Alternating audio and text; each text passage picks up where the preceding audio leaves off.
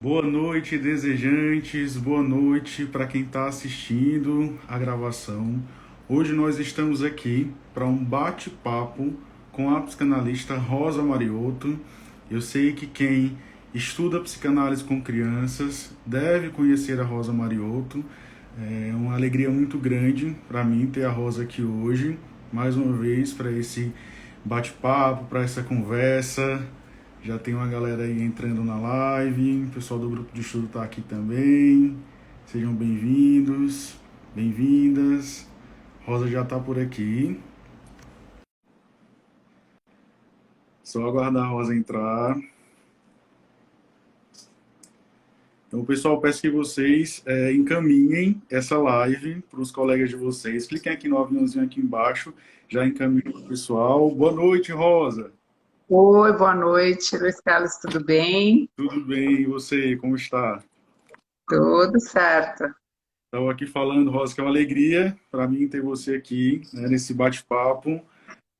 Acho que vai ser algo bem interessante aqui, a Tina, com a psicanalista, né? Te falei, Rosa, queria fazer um momento assim, frente com Gabi, uma coisa assim, né? Entrevistando uma psicanalista de crianças, que é a minha referência. E queria te apresentar, Rosa, assim, apresentar você para as pessoas que estão aqui entrando na live nesse momento, né? Eu disse para vocês compartilharem a live, tá? Para que mais pessoas possam participar também conosco desse momento.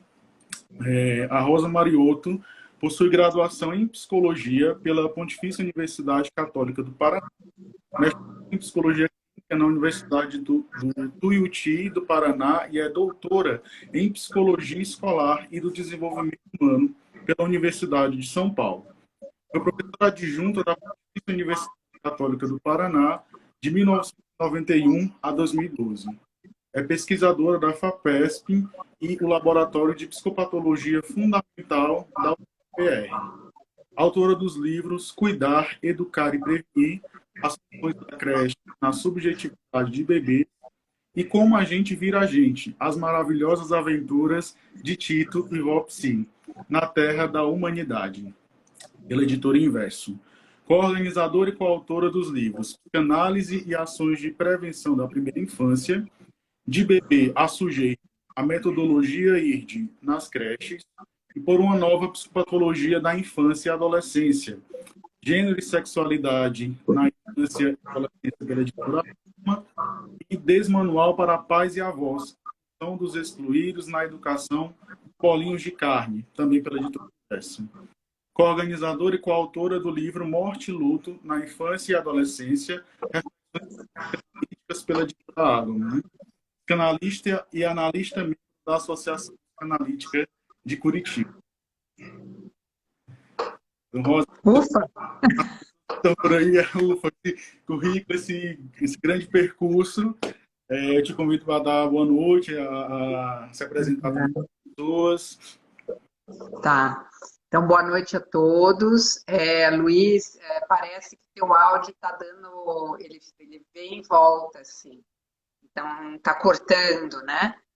Então, só para te avisar, não sei se poderia melhorar. Mas, boa noite a todos. É uma alegria estar aqui nessa oportunidade de fazer uma live diferente, descontraída, porque eu já falei isso em outros momentos, eu não aguento mais fazer live, né? No sentido mais teórico, eu acho que para isso existem os cursos, os seminários, e em função da pandemia, exagerando, né? Transbordando um pouco essa questão.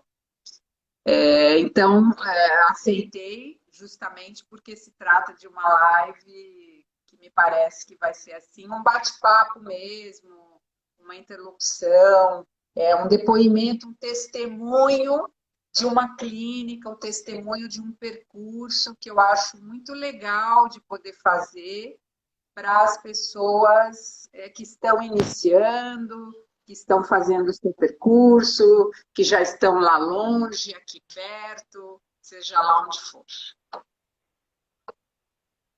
Uhum. Rosa, você está me ouvindo direito agora? Você está Tô. tendo Agora algum... estou ouvindo bem. Ah, ok, ok, ok. Então, Rosa, eu preparei aqui algumas perguntas, também recebi perguntas de alguns seguidores, né, e do pessoal dos grupos de estudo, ficaram assim, com vontade de te perguntar isso ao vivo, né, presencialmente, que tem uma diferença também. Mas a primeira pergunta que eu queria te fazer é: por que a psicanálise? Bem, toda pergunta que forem fazer sobre a minha clínica, talvez eu fique só numa pergunta, mas eu vou tentar ser rápida, né? A psicanálise entrou na minha vida, eu era muito pequena. Meu pai, ele fez análise por muito tempo. Então, durante a minha infância, eu tive um pai analisante. Nós, na época, morávamos em São Paulo e o que me chamava atenção era os livros que ele comprava, né? Meu pai tinha essa característica, ele lia muito e ele, então, ao iniciar a análise, se interessa pelo tema e compra livros da Melanie Klein, do teste de Rorschach, alguns livros que eu tenho até hoje, né? E aqueles livros ficavam ali na escrivaninha dele, que também é essa que está no meu consultório, né? A escrivaninha dele. E eu me interessava, então, por saber aquilo que o pai sabia. Então, a psicanálise entra muito pela via do pai, do nome do pai, né? Entendi. Então tem esse desejo dele, essa vivência dele que te afetou também. Isso, e eu acho interessante porque ele, então eu começo a me interessar por esses livros, essas leituras, sem saber muito do que se tratava, eu era uma criança, e quando eu estou para escolher o curso na faculdade, eu pergunto a ele, vou conversar com ele, ele era um homem de poucas palavras, né? Porque eu estava em dúvida entre línguas, que eu tinha facilidade, havia morado fora, então fazer letras, línguas, alguma coisa assim, e psicologia. E ele disse para mim para eu fazer línguas, porque psicologia eu não ia ter muito rendimento financeiro. Meu pai era um cara que trabalhava em banco, então essa questão de dinheiro era muito importante para ele. E aí ele diz isso, para eu não escolher psicologia. E eu escolhi psicologia. E quando eu entro em psicologia, eu imediatamente, então, me interesso eu quero fazer análise, uma análise pessoal. E pergunto a ele, né, ao meu pai, se o analista dele da época, nós já morávamos em Curitiba, não mais em São Paulo, se o analista dele poderia indicar um psicanalista. E, evidentemente, indicou um psicanalista kleiniano. Meu pai fez análise na escola inglesa, tá? Aquelas análises de 3, 4 vezes por semana. E eu vou na primeira, eu acho que eu estava no segundo ano de psicologia, eu vou na primeira consulta com uma analista, que tem um nome importante aqui em Curitiba, uma psicanalista kleiniana, e eu só fui a primeira e não fui mais. Porque eu vi que não era bem essa questão. E na faculdade eu me encontro, eu me trombo com Lacan. Eu não fazia ideia de quem era Lacan quando eu entrei na faculdade, só sabia Freud, Melanie Klein, Eric Fromm, meu pai tinha vários livros do Eric Fromm, estudei isso na faculdade também, mas nunca havia ouvido falar em Lacan. Eu tive a oportunidade de ter excelentes professores na PUC Paraná de psicanálise, pessoas muito importantes na formação aqui em Curitiba, e me encantei, né? Então, é muito legal pensar que eu entro para a psicologia e para a psicanálise em nome do pai, mas eu consigo me situar em nome próprio na psicanálise, né? E na psicologia, que é me interessando por Lacan, uma espécie de avesso daquilo que eu entendia como psicanálise desde cedo. Uhum. E Rosa, por que a psicanálise com crianças? Então, eu acho que tem dois aspectos. Você sabe que essas perguntas podem ser banais, né, Luiz Carlos, mas você conseguir respondê-las com clareza, que só se faz num divã, Uhum. né, porque o que eu estou respondendo aqui é fruto do meu trabalho analítico, não só do meu trabalho teórico, clínico, né, o meu trabalho clínico enquanto analisante. Porque a primeira pergunta que a gente tem que se fazer na psicanálise é por que a psicanálise? E se a gente se interessa por criança, é essa pergunta. Que raios desejo é esse que me faz me encontrar com essas criaturas, né? Todos os dias na minha clínica e fazer disso o meu trabalho. As crianças começam a ser um objeto de interesse na faculdade. Antes, então, tem dois caminhos, né? Um pessoal e o acadêmico. Então, a criança vai passar a ser objeto de interesse meu na faculdade, porque os professores que eu tive foram muito bons e me instigaram a pensar sobre a criança. E eu tenho uma cunhada que, na ocasião, comprou uma escolinha de educação infantil. E aí eu estava, acho que no terceiro ano de faculdade, e ela me convidou se eu não queria fazer um estágio, alguma coisa assim. Então, já nessa época, eu comecei a circular no mundo da infância e no mundo da infância e educação. Foi por conta da cunhada, né, que compra essa escolinha, e eu, quando me formo, continuo atuando na época a gente chamava de escolinha, né, hoje é Centro de Educação Infantil, e ao me formar eu também vou passar a trabalhar em várias escolinhas aqui em Curitiba, um dia em cada. Então, foi aí que me interessou. No estágio de quinto ano, na época, né, se escolhia 3 áreas. Eu escolhi educação infantil, psicologia escolar, educação infantil, clínica psicanalítica, que eu não atendia crianças, só adultos, e a famigerada psicologia organizacional, né? Que eu tinha pavor, mas que bom que tem gente que gosta disso, que faz um super trabalho legal. Sim. Então, nesse... Pode falar. Então, essa é a linha acadêmica. A linha pessoal, eu acho que tem muita interferência na minha escolha por crianças. Primeiro, assim, eu sou a caçula, né, de 4 irmãos. Eu já contei em outros posts essa história, né, do início da minha vida. Eu, no primeiro ano de vida, eu tinha um encaminhamento autista, né? Só que na época não era um diagnóstico, não era uma nomeação que se colocava no discurso, né? Mas eu não falava, eu não olhava, eu não me mexia, eu era assim um bolinho de carne meio morto. Tanto é que uma vez minha mãe me esqueceu, porque ela, às voltas com tantos filhos, ela foi se ocupar daqueles que faziam barulho. E eu demonstrava meu sofrimento pela via do silêncio. Então, e essa história que existe muito na minha família, de que eu despertei quando minha mãe se dirigiu ao meu pai e falou assim: olha, essa menina não é normal, até pela experiência que ela tinha dos outros filhos, nós precisamos levá-la ao médico. E a partir daí, ela diz, né, que eu ouvi isso e nunca mais parei. Mas eu sempre fui uma criança meio esquisita. Então, quando eu era criança, assim, um pouco maior, nós fomos morar para São Paulo, eu gostava de ver cemitério.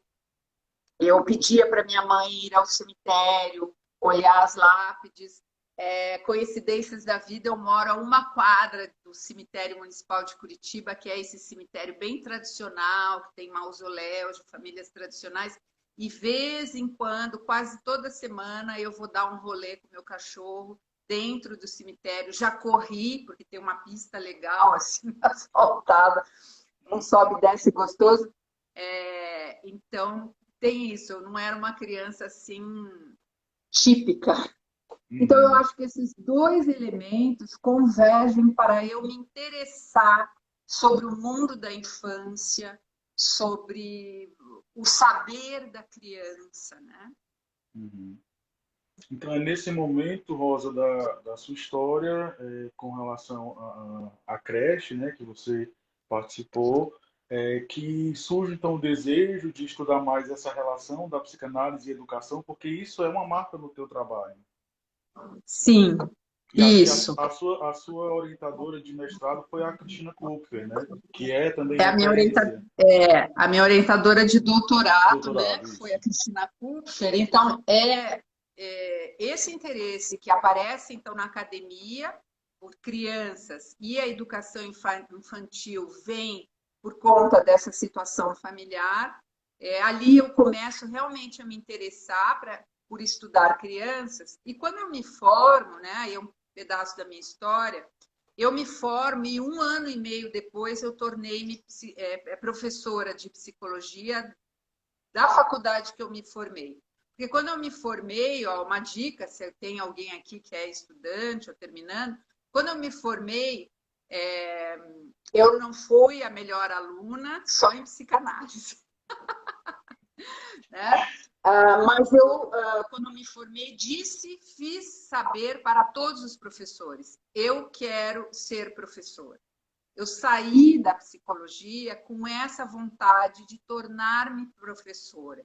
Eu tive excelentes professores e isso era uma questão minha. Eu queria ter essa experiência. Então, 1 ano e meio depois, apareceu na PUC a vaga de professora substituta em psicologia escolar, em estágio de 5º ano em psicologia escolar. Então, vocês imaginam uma pirralha, eu tinha acho que 24, 25 anos, gente, dando aula para gente muito mais velha do que eu, 5º ano. Aquele povo sabia mais do que eu sobre psicologia. Então, isso fez com que eu tivesse que me dedicar, né, bastante para assumir essa empreitada, que era uma empreitada hercúlea para mim na época, mas que eu não ia deixar escapar. Né? Cavalo encilhado não passa 2 vezes na porta de casa. Então, eu não ia deixar escapar, não deixei escapar. Estava terminando uma especialização. Assim que eu me formei, eu já entrei numa especialização em educação infantil. O mestrado foi assim um desvio, foi um mestrado que não foi lá grande coisa. O mestrado eu trabalhei um outro tema e no doutorado eu me reencontro mais fortemente, academicamente falando, em pesquisa, com a educação infantil quando? Na época em que eu entro no doutorado, estava se fazendo a pesquisa IRD. Para quem não sabe, IRD é Indicador de Referência do Desenvolvimento Infantil, e eu propus a Cristina Kupfer, que era a líder de pesquisa, dessa pesquisa feita na USP com o fomento da FAPESP, a pedido do Ministério da Saúde. Eu pergunto a ela se ela não teria interesse de fazer a aplicação do IRD nas creches, não pensando o laço mãe-bebê, que o IRD é um instrumento criado, né, para esse acompanhamento do laço mãe-bebê nesses 18 primeiros meses, mas tentando acompanhar o laço educadora-bebê no ambiente da creche. Ela brilhou os olhinhos, né? Então eu levei ela numa confeitaria, Cristina adora doce, e fiz esse convite. A gente tem que saber seduzir, gente. Com certeza. Fiz esse convite, ela aceitou e disse: bom, a seleção é por tua conta, né? Eu teria que passar na seleção. Eu passei na seleção. Então, eu continuei, então, sendo professora supervisora na área escolar dentro da educação infantil, sempre com creche, só no início não era. E aí também assumi outras disciplinas, tudo mais. Essa foi meu início, assim, mais ligando à academia, né, à pesquisa, à área de educação infantil. O resultado da tese de doutorado é o livro que você comentou, que é esse aqui, bonitinho, o livro azulzinho, né, dos bebezinhos andando aqui na banda de Möbius, né, que fala sobre isso. Os dois outros também têm muita relação com a educação infantil. Hoje eu estou um pouquinho mais afastada da educação infantil, mas ainda é um tema que me inquieta muito, costumo, né, ser chamada para falar sobre esse tema, é um tema do coração. Uhum. Rosa, quando a gente sai da faculdade, a gente fica assim pensando, poxa, mas quem são os autores que eu vou fundamentar a minha prática, a minha clínica, quem que eu devo ler, por onde eu devo começar? A gente fica assim nessa decisão, né? E coisas que você leu durante a faculdade, mas hora ou outra você acaba escolhendo uma abordagem para seguir, ou a própria psicanálise. E eu queria saber de você, né? Quem são as suas referências? Uma vez você me perguntou, a sua referência é doutor, mas quem mais? Né? E eu fiquei me casquetado com isso, né? Quem mais? Então eu queria saber de Uhum. você, assim, quem são as suas referências e o que você indica para quem está começando na clínica com crianças, Tá. o que ler, por onde começar? Uhum. Deixa eu só, antes de responder mais diretamente a tua pergunta, estou lendo aqui duas perguntas, né? Uma é uma pergunta prática, qual é o nome do livro? Depois eu acho que o Luiz Carlos pode colocar aí direitinho, o Cuidar, Educar e Prevenir, né? Funções da creche na subjetivação de bebês. E a outra pergunta é uma afirmação, né? Se eu concordaria com a afirmação da Manoni de que a psicanálise de crianças é a psicanálise. Até dizendo, quer ler sobre psicanálise com crianças? Número 1, doutor. Número 2, Maud Manoni, tá? E é muito interessante essa afirmação que a Manoni faz. Manoni e doutor foram duas psicanalistas que assistiam Lacan, né? Participavam em algum momento dos seminários de Lacan. Tanto o doutor quanto o Manoni eram respeitados por Lacan. Né? Lacan reconhecia muito fortemente o trabalho delas e também reconhecia um outro autor fundamental na clínica com crianças, mesmo que se siga uma linha mais lacaniana, que é Donald Winnicott. Né? Alguém fundamental para a gente pensar, principalmente a clínica da primeiríssima infância, o trabalho com bebês. A psicanálise com crianças é a psicanálise.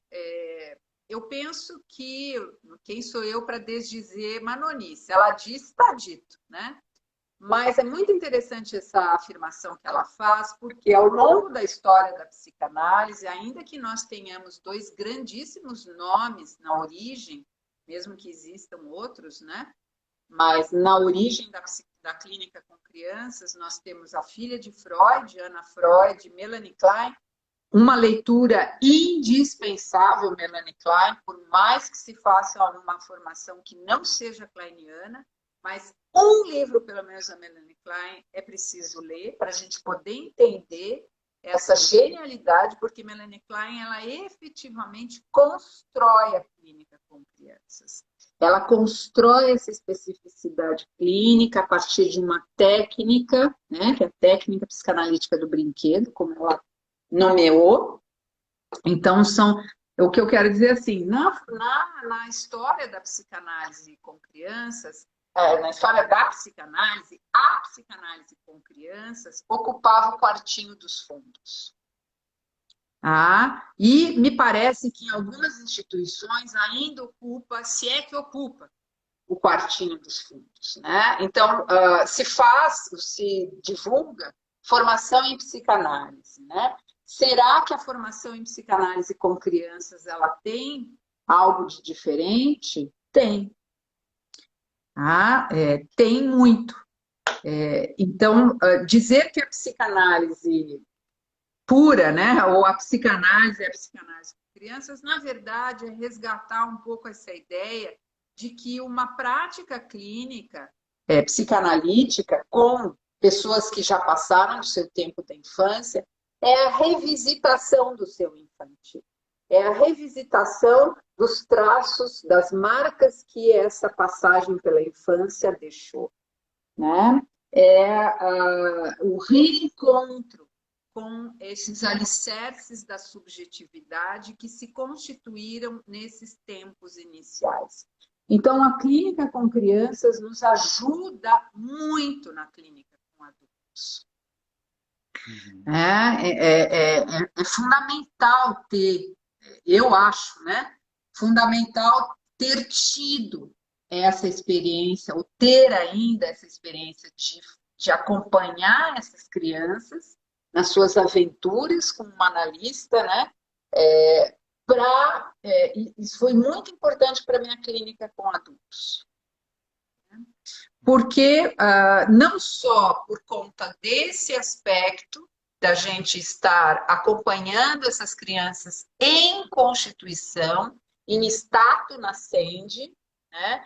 Mas porque a clínica com crianças ela exige do analista muito mais que um desejo decidido. Acho que foi o comentário que eu fiz quando eu divulguei, né, o curso que a gente vai começar na quarta-feira e até mesmo essa live. Porque ela exige a presença encarnada da pessoa do analista.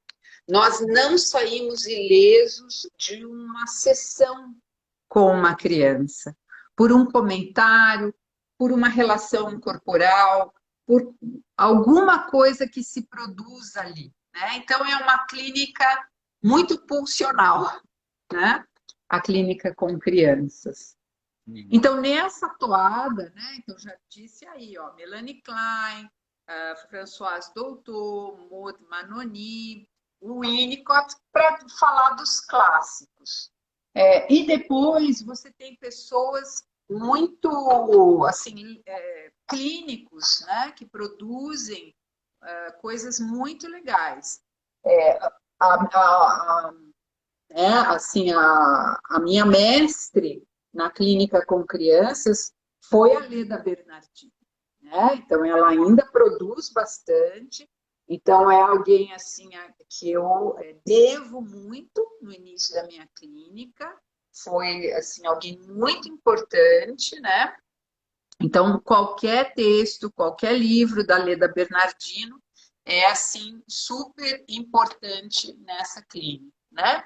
Aí você tem alguns outros, depende da área que você quer trabalhar. Mas tem um livro que eu gosto muito, é o meu xodózinho, que é o livro, né, Escrita da Clínica, da Tânia Ferreira, uma psicanalista de Belo Horizonte que eu não a conheço pessoalmente, gostaria muito de conhecer, porque ela foi muito importante, o livro dela foi muito importante. Eu trabalhava, né, essa matéria na faculdade e eu passava essa leitura para os alunos, né? Então eu acho assim fundamental, né, esses autores. E você tem aqui no Brasil pessoas maravilhosas, a própria Cristina Kupfer, no seu trabalho ligando a educação com a educação terapêutica, com os livros dela, todos os artigos. Alguém que eu gosto muito é a Ângela Vorcaro, né? Psicanalista de Belo Horizonte, que eu também admiro muito. E fora do Brasil, é chato eu falar, eu estou pensando em vários outros nomes brasileiros, mas... E fora do Brasil, a gente tem alguns nomes que eu gosto muito, né? O Gabriel Balbo, que foi alguém muito importante na minha formação, né? E aí tem outros autores que dependem do tema que a gente quer estudar também. Mas esses autores, eles falam de modo geral, né, sobre a clínica com crianças, e isso é muito legal. O que me ajudou muito, Rosa, quando eu estava... Pode falar, Rosa, desculpa. Não, é só assim, da Manoni, da Maud Manoni, a primeira entrevista em psicanálise. Gente, esse livro de cabeceira, de pia de banheiro, de cadeira de copa, sabe? Ele é livro assim para toda a vida. Muito comentado por conta do prefácio escrito pela doutor, que é um primor de prefácio, né? Mas é um livro assim, nossa, né? Sempre atual. Sim. Eu ia Tá. falar, Rosa, assim, que quando eu estava começando a pesquisar sobre a psicanálise com crianças, o que muito me ajudou foi conhecer os livros da editora Alma. Então, assim, os grandes analistas de crianças do Brasil publicaram pela editora. Então, eu devo muito, assim, as minhas referências à editora Alma. Então, quem está começando na clínica com crianças deve se aproximar desses livros, conhecer esses livros, os antigos, os novos, porque eles realmente têm Uhum. essa junção bacana, né, de analistas aqui do Brasil. Isso, muito bem lembrado, né? A Agelman tem dentro da sua linha editorial uma linha que se chama Coleção Psicanálise da Criança, que existe, se não me engano, há mais de 20 anos. Ela teve um intervalo de nenhuma produção e essa produção, essa coleção é retomada de uns anos para cá e tem saído livros muito bons, né? Então, esse último livro lançado, que eu organizei junto com o Alain, é pela coleção Psicanálise da Criança, que é a vivência de morte e luto na infância e na adolescência. Uhum. Rosa, quando eu ouvi de alguns colegas da faculdade, assim, eu nunca vou atender crianças por conta dos pais das crianças. E aí acho que uma boa pergunta é, que pais são esses que você está falando, né? Mas você teve medo de atender as crianças por conta dos pais? Uhum. Então, existe um texto da Cristina Kupfer, num dos 1000 livros que ela tem capítulo, e agora é um texto, é um livro de capa vermelha, e realmente não vou me lembrar do nome, mas ela diz assim, que o clínico que vai conversar com pais sempre se coloca numa posição de filho. Então, a clínica com crianças, ela também nos exige, não só por esse encontro desse real tão recalcado que nós tivemos tanto trabalho para fazer na nossa travessia edípica, como também é um reencontro com essa questão parental, né? Então, o trabalho com pais, existem linhas dentro da psicanálise que não acolhem os pais. Tá? Então, isso é importante colocar.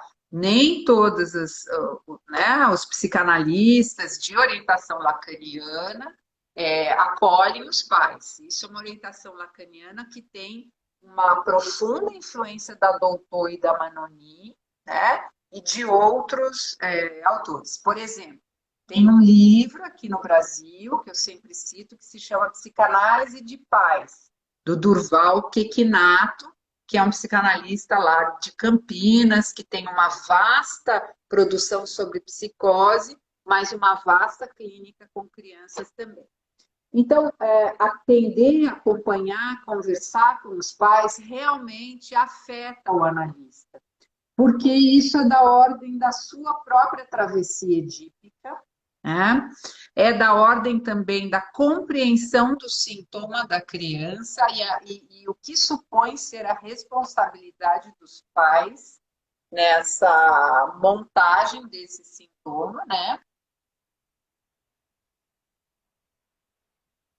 Nesse sentido, ele é sempre um desafio, a escuta de pais, porque a gente tem uma certa tendência de culpabilizar os pais.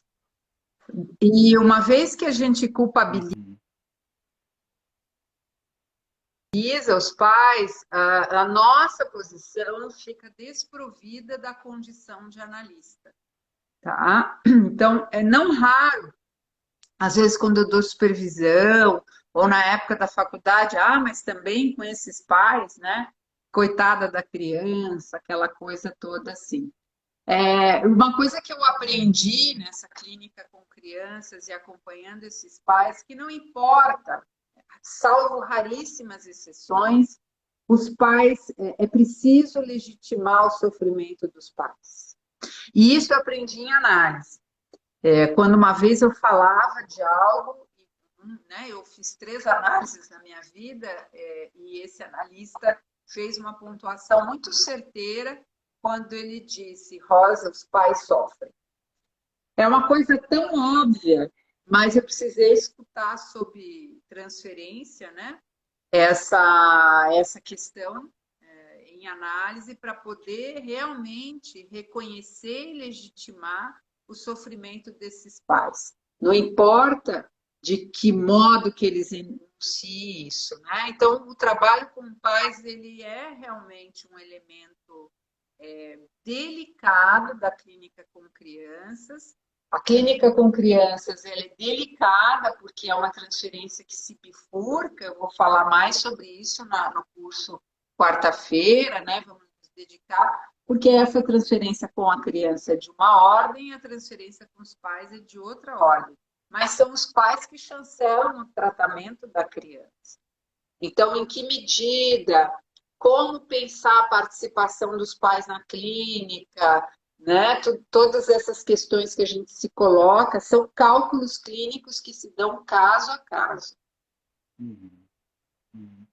Rosa, e a doutora, ela dizia que, assim, ficava muito feliz quando via jovens analistas escutando o seminário dela, e ela falava que era interessante mesmo pensar a psicanálise com crianças antes de ser pai e mãe, porque algo mudava aí. Então, para você, depois de se tornar mãe e vó-psi, né, e avó, você acha que a clínica com crianças, o teu olhar sobre a clínica com crianças muda depois de você se tornar mãe e avó? Uhum, tá. Eu me tornei mãe antes de atender crianças. Eu casei muito cedo. Eu fui ter minha filha terminando a especialização. E então, um ano depois de formada, ela nasceu, né? Exatamente um ano depois de formada. E eu só fui me autorizar a exercer a clínica 3 anos depois que eu me formei. Eu não me sentia, né? Eu não me sentia preparada para isso. Então, e eu só fui começar a fazer clínica porque alguém me perguntou se eu fazia clínica. Isso é muito legal. Eu só ofertei a minha escuta quando alguém me fez uma demanda, tá? Uhum. Então, ah, tem esse aspecto. Agora eu perdi porque eu eu estou lendo aqui. O que você tinha perguntado? Eu tinha Ah, perguntado, tá. Rosa, na Então, me mudança. tornei mãe antes de fazer. Mas quando eu me tornei mãe, eu estava ali, eu comecei a dar aula antes de começar a clínica, lembro, né? 1 ano e meio depois comecei a dar aula. 3 anos depois eu comecei a fazer clínica, né? Então, quando me tornei mãe, minha filha teve a famosa cólica dos 3 meses. Aí eu ia lá, lia o Spitz, me achava mal culpada, né? Porque eu não conseguia amamentar direito. Aí eu li o Winnicott, eu fui a mãe assim mais culpabilizante, né, mais cruel comigo mesma. Então tem esse lado. Agora, ser mãe, eu acho que isso é uma pergunta muito importante, porque ser mãe e atender crianças, a gente precisa ter isso muito claro. Eu até comentava na live com a Michelle, na quinta-feira, de que essa clínica com crianças que ficou muito reduzida, e agora isso se modifica, muito reduzida a analistas mulheres, produziu essa espécie de confusão, né, de mistura entre a posição materna, uma analista que faça maternagem, e essa posição do lugar ou da função do analista, né? Então, isso é importante. Agora, é claro que a experiência de ser mãe, ela nos ajuda em algumas questões, mas só vai nos ajudar em algumas questões se você passou por análise. Não adianta você ser mãe e achar que isso construi um saber para você lidar com a criança. Você vai continuar lidando com a criança com o seu saber neurótico, gente. Né? Tá? Então, esqueçam essa ideia de quando eu for mais velha, quando eu for mãe, quando eu for. Não, é quando eu for analisada. Tá? Quando eu for analisada, eu posso aí andar algumas casinhas no jogo da vida. Tá? E quando eu me tornei avó, eu acho que aí foi um giro, enfim, é o efeito da maternidade ou da voternidade, né, como eu falo, na vida das pessoas, o modo como você faz uso desse acontecimento na tua vida. Então, eu estava num outro tempo da minha análise, quando eu tornei minha avó, quase que finalizando essa minha terceira e última análise. Eu estava num outro tempo na minha vida pessoal, estava num outro tempo na minha vida clínica, acadêmica, enfim, né? Estava num outro tempo na minha vida. Então, tornar-me avó assim foi muito mais divertido do que tornar-me mãe. Não porque eu não acho que ser avó é ser mãe com açúcar, eu odeio essa expressão. Pergunta para o meu neto se eu sou mãe com açúcar, né? Posso ser mãe com sal, pimenta, né? Mas não com açúcar. Essa, né, assim, é o tempo em que você está. Então, o que eu quero dizer assim, não é a experiência de ter um filho, ter um neto que te faz ser melhor analista, ou ser pai, ser avô. Não, é a tua experiência de análise. E o modo como a maternidade, a paternidade, a fraternidade vai ocupar na sua vida e como você vai poder distanciar isso da sua lida clínica com crianças. Se você entrar numa sala com uma criança em atendimento, ocupando uma posição materna, não vai dar boa. Uhum. Então, Rosa, para a gente ir finalizando aqui, eu tenho uma última pergunta para te fazer. Então, triatleta, escritora, psicanalista, educadora, vó, mãe. Como que alguém se torna Rosa Mariotto? Ah, Essa pergunta é bem Gabi, né? A gente precisa ter essa pergunta. Como alguém se torna ah, Rosa é? Mariotto? Uhum. Tá. E você sabe que você tem acompanhado, né, por conta dos nomes, né, o que é a questão da nomeação, né? Mariotto é o sobrenome do meu ex-marido, né? Então eu fui casada, vou dizer, acho que é a primeira vez que eu digo isso em público, gente. Eu fui casada durante 34 anos e há um tempo atrás, né, eu me separei, mas não solicitei a mudança de nome, de sobrenome, porque iria dar muito trabalho e por conta do nome que eu construí, principalmente nas publicações, etc. Mas, né, foi muito interessante, porque quando eu faço essa separação e decido não abrir mão do Mariotto, porque eu entendo que eu fiz um Mariotto. O meu Mariotto é outro Mariotto, é meu, é da Rosa. É o Mariotto da Rosa. A Rosa não é do Mariotto, o Mariotto é da Rosa. Né? Mas eu resgatei por conta de uma intervenção, né, de uma pessoa que começou a me chamar de Marine. E eu resgatei Marine, então, é o meu nome é o nome do pai, né? Meu nome é o sobrenome do meu pai. Então, eu fiz algumas mudanças, né? No Instagram eu estou como Rosa Marine, mas em todas as publicações e questões oficiais eu estarei como Rosa Mariotto. Estou só fazendo esse parênteses da vida pessoal, porque isso também nos permite pensar como é que a gente chega até aqui, né? E eu me lembro, assim, você vai me sinalizando se faltar tempo. Quando eu era criança, eu tenho duas irmãs, um irmão, mas nós três meninas estudávamos no colégio só de meninas. Eu era conhecida como a irmã da Rossana. Rossana é minha primeira, é a mais velha, né? Minha primeira irmã. E ela sempre foi muito popular na escola, de esporte, né? Essas coisas. Você é irmã da Rossana, você é irmã da Rossana, você é irmã da Rossana. E depois, você é a mãe da Marina, você é a mãe da Marina, você é a mãe da Marina. Agora eu sou a avó do Tito. Você é a avó do Tito, a avó do Tito, né? Mas você poder, apesar disso, se preservar. Então, como é que eu cheguei a ser Rosa Mariotto?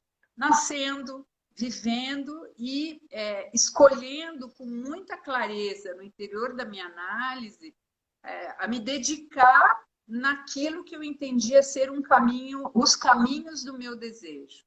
Então, eu me dedico para a psicanálise, não toda. Eu me dedico para o triatlon, não toda. Eu me dedico para a educação, não toda. Né? Porque Rosa Mariotto é não toda nesse nome. Né? E isso me permite circular e não me incomoda ser chamada de Mariotto ou Marine. Hoje em dia eu tenho preferido, né, fazer essa homenagem, resgatar um pouco a minha origem, o Marine, né? E principalmente quando a gente trafega por novos amores, eu vou resgatar isso. Uhum. Então, alcançar isso é, é fruto, olha, eu digo isso, é fruto de uma análise. Eu devo muito Uhum. às minhas 3 análises, especialmente a minha última análise, assim, e não é a análise em si, né? Porque senão a gente escolheria um nome super legal de analista e pronto, tá tudo feito. Não. É dedicar-se e ter a coragem de se confrontar consigo mesmo. Então, eu costumo dizer para as pessoas que me procuram para fazer uma análise, como tornar-se outro sendo si mesmo. É uma tarefa hercúlea que é para poucos. É para poucos. Uhum.